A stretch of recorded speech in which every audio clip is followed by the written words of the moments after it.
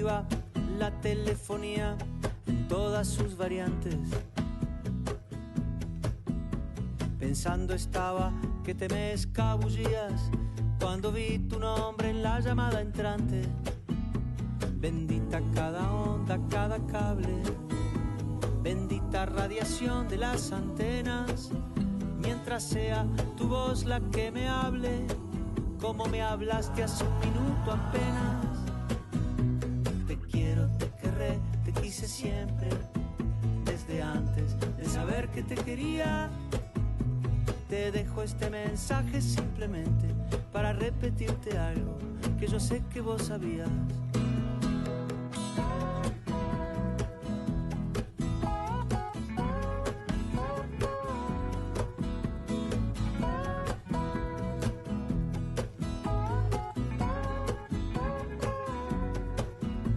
Perdonen que insista en elogiar las telecomunicaciones,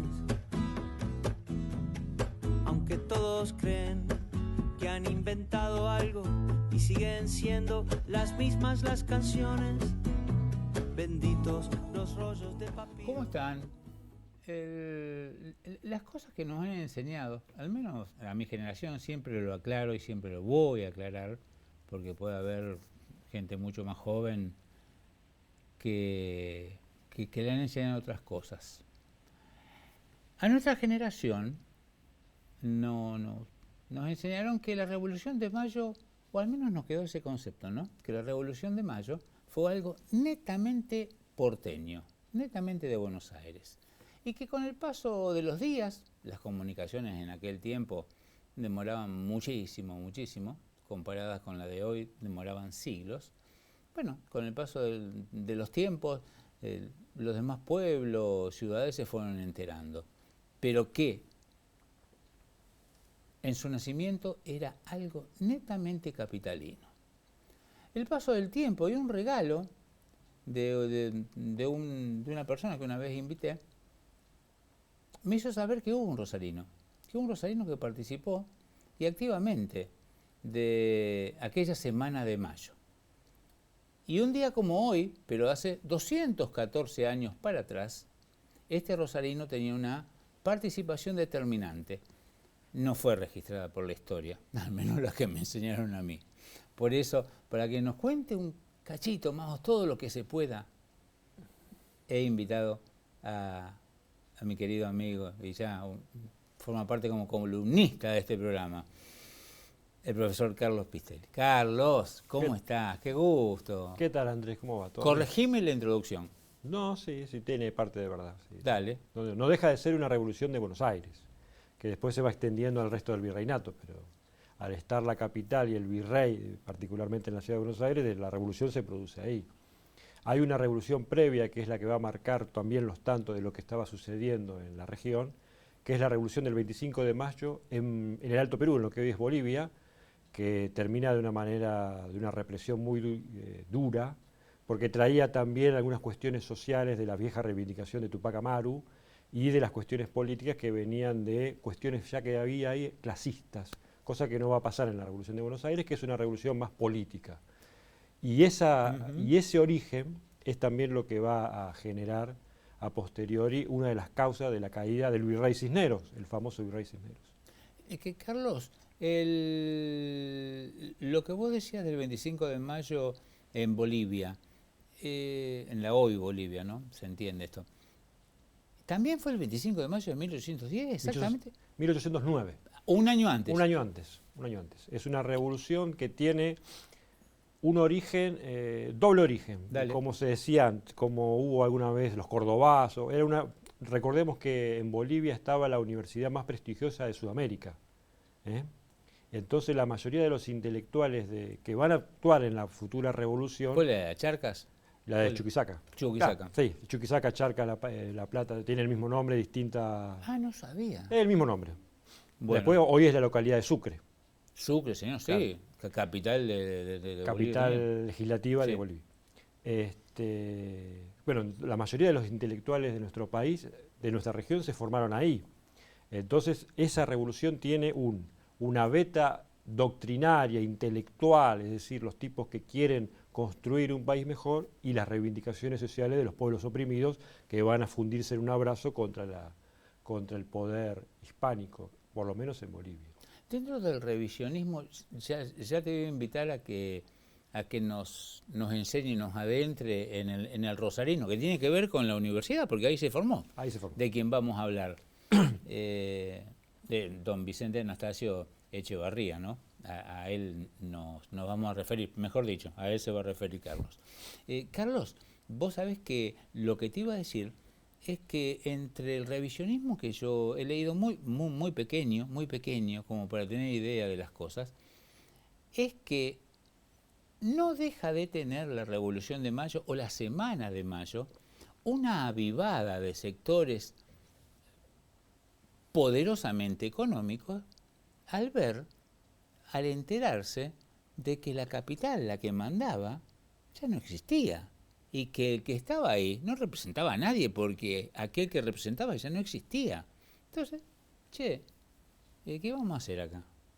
No sé, eso es lo que puedo decir así muy burda y brutamente. Los españoles llegaron a América en 1492. Sí, señor. Por 300 años nadie cuestionó la dominación española en América. Es más, el problema era una cuestión de convivencia, pero la dominación de ser hijos del rey, eso nunca estuvo en duda, excepto en esa revolución que yo te marcaba de Tupac Amaru en Bolivia. Sí, señor. Pero en general, los problemas sociales y políticos que existieron, obviamente, en las colonias españolas en América, nadie cuestionaba al rey. El problema es que el rey no está. A partir de 1808, que los reyes de España, que están peleados entre sí encima, son tomados prisioneros o no por Napoleón, España no tiene razón de ser. Porque a todo esto, por una cuestión hasta legal, que es el problema que se va a desarrollar en la Revolución de Mayo por lo menos, América no pertenece a España. América pertenece al rey, pertenece a la corona. Entonces, ante la desaparición del rey de España y ante la negación de los patriotas de ser súbditos de José Bonaparte, el hermano de Napoleón, hay un limbo legal, un limbo político y un limbo social, en donde la gran mayoría de los hombres y mujeres que participan de las distintas revoluciones y connotaciones no niegan la obediencia al rey. Lo que les preocupa es la democratización de la política. Hay un proceso de democratización de la política, pero ninguno en un principio renuncia a esa obediencia a ese rey deseado que no está en Madrid en este caso. El 22 de mayo de hace 214 años atrás es tomado para algunos escritores y demás, biógrafos inclusive, como el último de los últimos intentos en Buenos Aires, a través de una avivada, de seguir manteniendo el poder del virrey. Porque, por lo poquito que leí, ese cabildo abierto vota y entonces propone que, bueno, en lugar de en lugar de Pedro esté Juan, que Pedro respondía a Pedro, era más o menos lo mismo, pero ¿me lo contás? En los primeros días y me corregís, por favor. Sí. En los primeros días de mayo de 1810, los ingleses, que siempre jugaban políticamente, trayendo y llevando, traen la noticia de que España ha dejado de existir como tal, en términos institucionales, en términos políticos. O sea, es como que toda España había caído en manos de Napoleón. Eso dejaba al virrey Cisneros, que por otra parte había sido elegido por una junta. O sea, España era un bolonqui tremendo porque anárquicamente se estaba intentando defender y liberar de Napoleón. Entonces el virrey Cisneros, su poder emanaba de una autoridad que no existía y esa autoridad encima acababa de fenecer, según los ingleses. Por lo tanto, Cisneros estaba flotando en el aire. ¿Qué pasa con Cisneros en definitiva? Justamente Saavedra, Cornelio Saavedra, el que después va a ser presidente de la primera junta, y Castelli, que eran los jefes de la revolución, no estaban en Buenos Aires, porque ellos tenían campos en lo que hoy es San Isidro. Son llamados, vénganse, porque parece que Cisneros está flotando en el aire, lo presionan, y Cisneros dice, la última vez que pasó algo así, yo conté con las fuerzas militares que me respaldaron. Capitán Saavedra, ¿puedo contar con usted? Y Saavedra le dice, discúlpeme maestro, pero sus tiempos se han terminado. Entonces se convoca un cabildo. Y en ese cabildo se reúne bajo dos premisas. ¿Qué hacemos con Cisneros? pero ¿qué hacemos con la metrópoli? ¿Qué hacemos con España? ¿No? Son las dos preguntas en las que se va a desarrollar el debate y la votación. Es interesante el Cabildo de 22 de mayo porque solamente podían participar los vecinos y propietarios, de la gente de cierto poder adquisitivo y cierto apellido ilustre, cierto abolengo. Sí. Una reunión VIP. Una reunión VIP. En una ciudad que tenía aproximadamente 20.000, 30.000 habitantes. Ah, era grande, chico. No era chico Buenos Aires. Me sorprendiste con ese dato. No era chico Buenos Aires. Solamente podían participar 650 vecinos. El tema es que las invitaciones a esos vecinos la van a hacer los muchachos que manejaban el correo, que eran los famosos French y Beruti. Entonces a esos 650 solamente les llegaron a 450 invitaciones. Y uno supone que esas 200 invitaciones de menos eran gente que respondía a Cisneros. Gente que iba a votar por otro lado. Llegado el momento. Llegado el momento. Y de los 450 solamente van a participar del Cabildo 250, o sea que 200 quedaron en el camino, que nuevamente uno supone que eran gente que posiblemente iban a votar a Cisneros. Ahora es interesante lo que va a pasar en el Cabildo del 22 de mayo, porque efectivamente una mayoría va a decir Cisneros se terminó. El 70% de los que vota dice Cisneros se terminó. Ahora, más del 70% dice cualquier cosa que pase tiene que ser en nombre del rey de España. Es decir, que la fidelidad a Fernando VII seguía siendo algo popular, más allá de los liderazgos de Saavedra y Castelli. Sí. No es tan...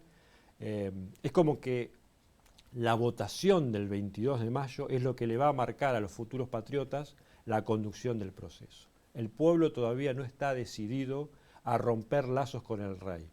Sí, con aquellos que quieren usurpar el poder e impedir la democratización. Porque además no te olvides que todo este proceso viene de las invasiones inglesas, en la cual el pueblo gana la batalla, con las autoridades que cumplen un rol bastante pobre, bastante mediocre. El propio Sobremonte, que en vez de dar la cara, huye a Córdoba buscando el contraataque, pero eso en Buenos Aires fue visto como una traición. Entonces, el pueblo de Buenos Aires no quería, bajo ningún aspecto, que vuelva a suceder lo de las invasiones inglesas y los años posteriores, que el poder del pueblo que había logrado los triunfos militares fuera vulnerado por una autoridad que encima estaba flotando en el aire, que en este caso era Cisneros. Digamos, hubo una negociación en la cual la mayoría de los que participaban ya tenían decidido hacer a un costado al actual virrey, porque no representaba a nadie, y un paraguas de protección, como diríamos hoy, respecto, bueno, pero está bien, pero seguimos respondiendo, al rey. Total, no costaba nada, si el rey no estaba. Es que igualmente la población no quería romper. Ese es el punto principal. Está bárbaro. ¿Viste? Vamos a meternos en el tema central. ¿Qué hacía en Buenos Aires Vicente Anastasio Echevarría, rosarino, que estudió en Charcas, abogado, fue mandado para que estudie como sacerdote y dijo, no, mirá, pará, esto no es lo mío, a mí me gustan las leyes, había que estudiar, ¿no? Había que estudiar. ¿Y qué estaba haciendo ahí? Bueno, él vivía en Buenos Aires. ¿Él no vivía acá? No, él nace circunstancialmente en Rosario, es hijo de uno de los primeros pobladores. Recordemos que Rosario no tuvo fundación, que fue una sociedad que se fue organizando alrededor de los comercios. Uh-huh. Al no tener fundador, no teníamos cabildo, entonces no teníamos una autoridad plena. La autoridad que marcaba más o menos lo que pasaba en el pago de los arroyos era el cura, que era el que manejaba todo, en definitiva. Pero al no haber autoridad, ¿qué posibilidades tenía de realizarse un joven con inquietudes como era don Vicente? Entonces él va a estudiar a Buenos Aires bajo el amparo de un tío, sí. Estudia en el colegio Carlotino, que es el actual Colegio Nacional en la Manzana de las Luces. ¿Es el mismo nacional donde estudió Belgrano?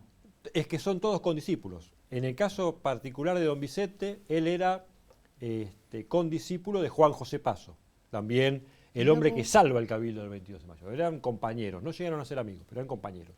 Pero en el colegio estudiaron todos, no solamente Echavarría y Paso, Belgrano, Castelli, Moreno, Saavedra, Rivadavia, no hay unos, Dorrego, prácticamente todos los hombres que hicieron la revolución a posteriori estudiaron ahí. Y después cada uno, ahí es cuando vos te das cuenta quién tiene plata y quién no tiene plata. A ver. Porque Belgrano, que era el más pudiente de la ciudad de Buenos Aires, se va a estudiar a España. Castelli, que era el primo pobre de Belgrano, se va a estudiar a Córdoba, al Colegio de Montserrat, Sí. que era la primera universidad que hicieron los españoles en la región. La Universidad de Córdoba es la primera universidad de nuestra región. Y algunos, los que tenían la chance de tener un restito, un ahorro, se iban a Chuquisaca. Pero siempre necesitaban o alguien que los bancara, o una beca, o una recomendación que siempre abría puertas, que siempre abre puertas. Sí, obvio. ¿No? Y la mayoría de nuestros patriotas se forman allá, en Chuquisaca. Perdón, yo te interrumpí, brillante, me encantó, no sabía eso. Pat, casi todo no sabía.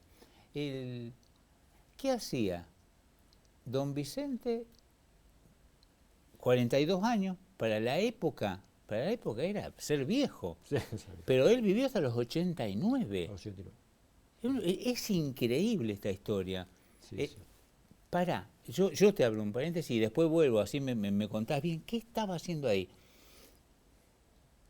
Los rosarinos, el sur de Santa Fe, en la región, desconoce esta participación. Ah, en términos del presente. En términos de educación, Sí, a sí. mí jamás me la contaron. No, además porque, bueno, recién ahora se está haciendo un poco, ¿no? La hermana Bueno, se sabe más de ella que... se sabe más de la hermana de él, que justo fue el que alojó a Belgrano a la vuelta de la catedral, es la que en cose, principio sí. sería la que bordea la primera bandera, etcétera, pero de él no se sabe nada. Él es un brillante abogado, además de que, para los números, un brillante comerciante, un tipo interesante que empieza a hacer plata aprovechando las circunstancias de lo que era el comercio español en la época, que no era muy sencillo tampoco. Pero era un brillante abogado, un brillante hombre de ley, un hombre que estaba llamado a ser un diplomático. Competía con Juan José Paso y con Mariano Moreno a ver quién era el abogado más importante de la City. Y a tal punto que cuando el héroe de las invasiones inglesas, Santiago de Liniers, empieza a tener problemas, porque Liniers era un hombre honesto, un héroe, pero permitía ciertos desfalcos en el manejo de la economía del virreinato, ¿no? O sea, se ve que corrupción hubo desde que nació en nuestro país. Y a él le toca defenderlo a Liniers de las injurias, porque se dice que Liniers era corrupto, y él logra defenderlo, y ahí se hace un nombre, porque no es poca cosa ser el abogado del virrey. No, claro. Es como ser el abogado del... No, ni siquiera el abogado del... Es como ser el abogado del rey. Sí, de Felipe, en Inglaterra. ¿Quién era el abogado? Claro. Pristelli. Pristelli, presidente, entonces. Bueno, entonces él es el abogado de Liniers, genera una amistad con él, se convierte en un hombre de su círculo, y Belgrano, que se hace muy amigo de don Vicente, le empieza a chusear. Le dice, bueno, vos aprovechá la amistad que tenés con el tipo, porque en definitiva Liniers tiene que jugar con nosotros. Liniers tiene que jugar con el pueblo, con la futura revolución.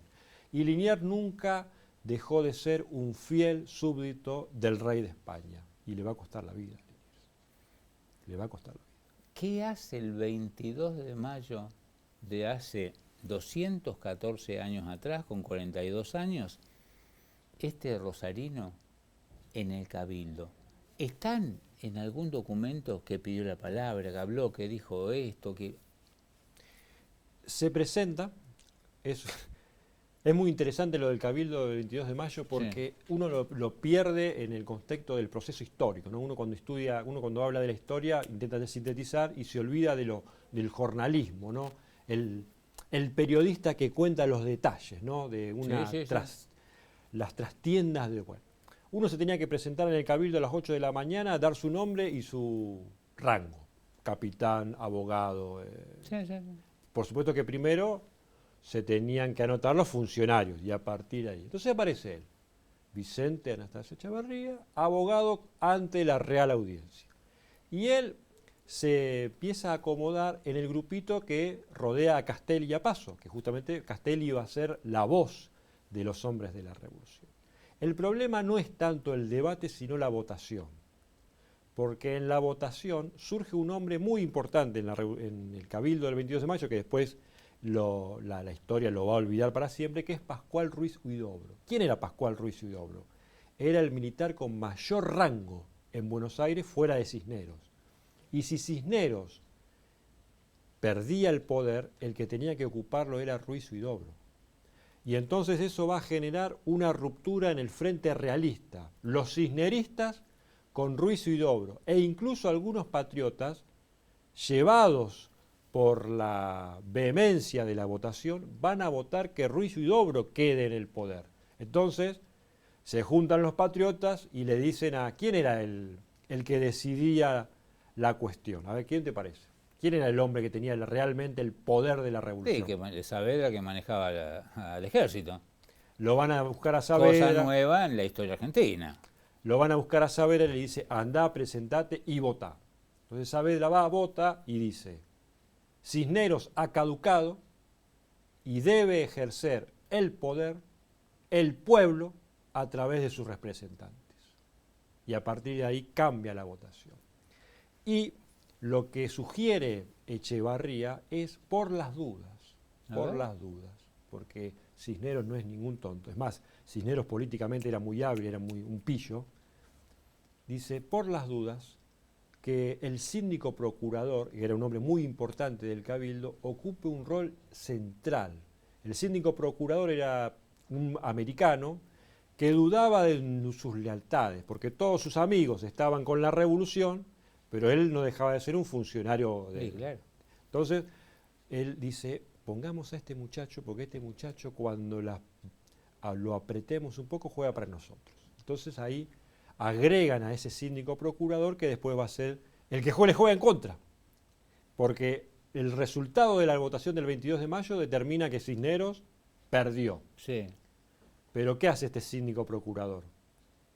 Que siga Cisneros, pero bajo otro rótulo. Y eso es lo que va a provocar la Revolución Popular, el rechazo a esa idea de tramollar la revolución. Esto que nos queda 1 minuto 40 de programa, Carlos. Esto que te voy a pedir, por favor, se lo he pedido a muchos entrevistados. Te toca presentar un documental, el primero que se hace sobre la vida de este rosarino desconocido, pero de participación importante, y te invitan a presentar el documental. ¿Cómo presentarías a Vicente Anastasio Echevarría, un rosarino en la Revolución de Mayo? Vicente Anastasio Echevarría podría ser el primer rosarino que tiene el problema que todo rosarino tiene. No se puede destacar en su ciudad y para ser alguien, para tener un nombre, tiene que ir a Buenos Aires. Es la historia de una ciudad llamada a grandes cosas que no puede ser porque no confía en sí mismo. Echevarría es el primer ejemplo. Gracias, Carlos. Vaya, pero vaya programa que hemos tenido. Nos tenemos que ir.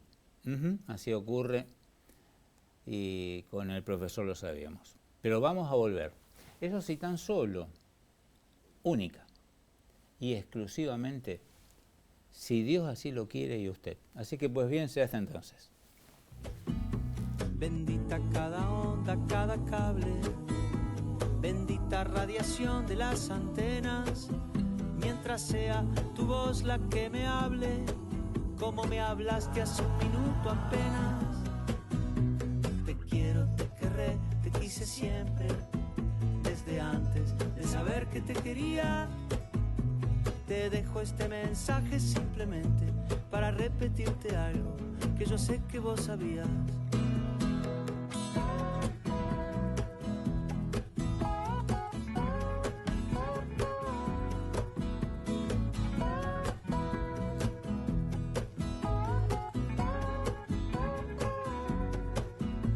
Perdonen que insista en elogiar las telecomunicaciones, aunque todos creen que han inventado algo y siguen siendo las mismas las canciones. Benditos los rollos de papiro, benditas servilletas de los bares que han guardado idénticos sus